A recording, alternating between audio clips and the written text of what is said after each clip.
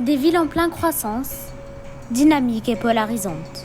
Par leur capacité à innover, ces villes asiatiques en pleine émergence attirent des millions de personnes chaque année. Des villes lumières qui ne dorment jamais.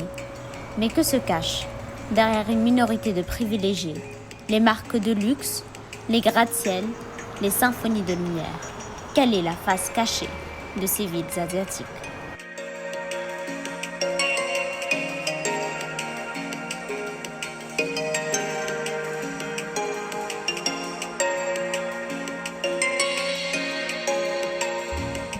Pouvez-vous décrire votre logement?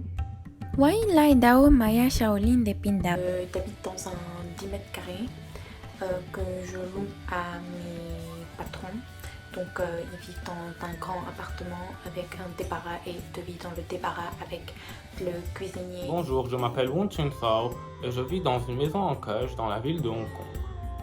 Bonjour, donc aujourd'hui je vais vous présenter mon espace d'habitation. Ce sera très vite. Voilà. Je suis insalubre, c'est-à-dire que nous vivons à 15 dans un 25 mètres carrés.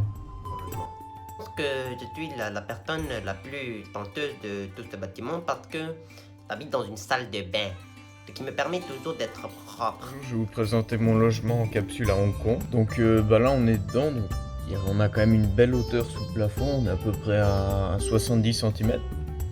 Donc on peut tenir facilement assis, ce qui est déjà pas mal. Des avantages à vivre ici?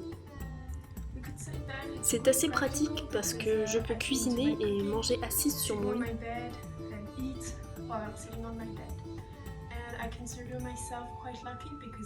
Je me considère chanceuse de pouvoir me tenir debout alors que d'autres peuvent à peine se lever dans leur chambre.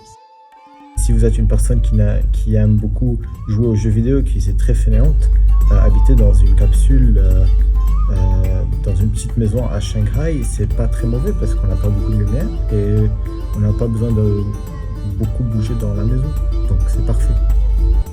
On a ici un miroir, c'est ça aussi, j'ai appris à aimer la bonne architecture et ce miroir donne de la profondeur à mon habitation, c'est ce que j'adore ici.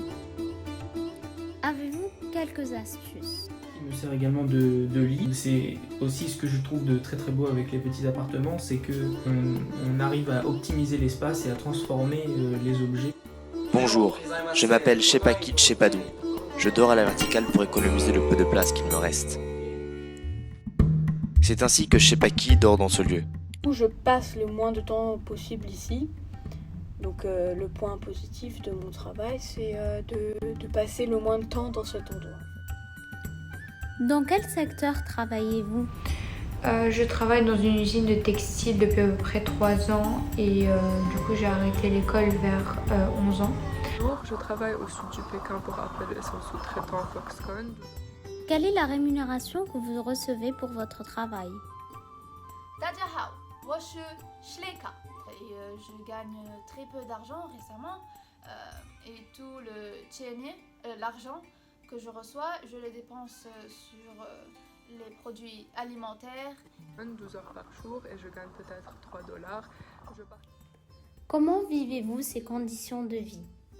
Et vraiment on souffre dans ces conditions de vie. Je dors même pas sur un matelas, je dors sur un tapis. Il connaît beaucoup de personnes, donc il n'y a pas d'intimité entre nous. Et c'est très bizarre. C'est pas si mal. Je suis pas la plus mal logée, cependant. Il y a quand même beaucoup de défauts, mais j'ai quand même mon petit coin cuisine où je peux cuisiner ce que j'ai besoin. Notamment du riz. Le logement est petit, mais il me convient bien. Par contre, pour mon ami Ziada, c'est un peu galère puisqu'il mesure 2 mètres. Donc sa tête frotte le plafond. Avez-vous accès à des équipements? Alors le propriétaire nous a expliqué qu'il n'y avait pas de clim pour des raisons écologiques en fait. Parce que c'est vrai que les ventilateurs consomment quand même beaucoup moins d'énergie que les clims, surtout quand ils marchent qu'une fois sur 2. Tout est trop cher ici, tout est trop cher. Le coût de vie est trop cher, la nourriture, l'eau, les vêtements, tout coûte trop cher.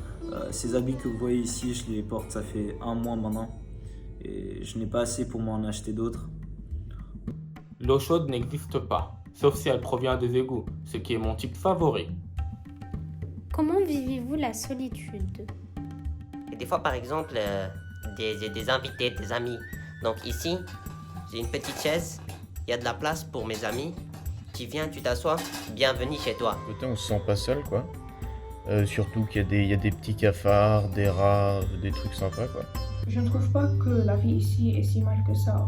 Au moins, on n'est pas isolé et en solitude. On vit avec quelques personnes et j'ai même une petite fenêtre. Comme maison, bon, c'est plutôt un placard. C'est vrai, ça fait un changement de mon ancien appart où je partageais plutôt un lit avec mon mari et maintenant j'ai qu'un coussin.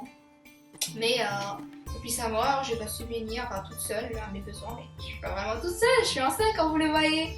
Et Question alimentation. Comment faites-vous? Je n'ai ni cuisine et donc je garde ce que je peux manger sous mon oreiller. Et donc j'ai un peu de riz et un peu de pain. Un jour sur 2, chacun commande un repas pour 2.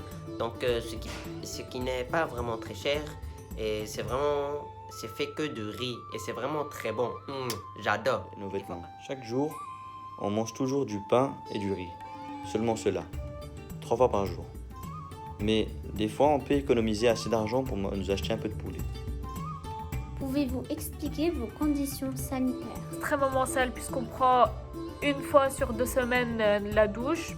Et donc en conclusion, voilà, je vis ma meilleure vie. Bien sûr, je ne demande pas mieux. Et si vous voulez nous rejoindre, c'est avec plaisir. Il y a beaucoup de place. Donc voilà, comme vous pouvez le voir. Merci. Dans la saleté, la pollution. Et la qualité de l'air est horrible. On est donc prone aux maladies qu'on ne connaît pas. Contactez-vous votre famille? Nous n'avons pas le droit au week-end et les vacances sont imposées par la direction. Nous voyons nos familles seulement à travers notre téléphone. Le Wi-Fi ici n'est pas gratuit. Même si ce n'est pas très cher, nous ne devons pas payer de l'argent pour voir nos familles à travers un appareil électronique.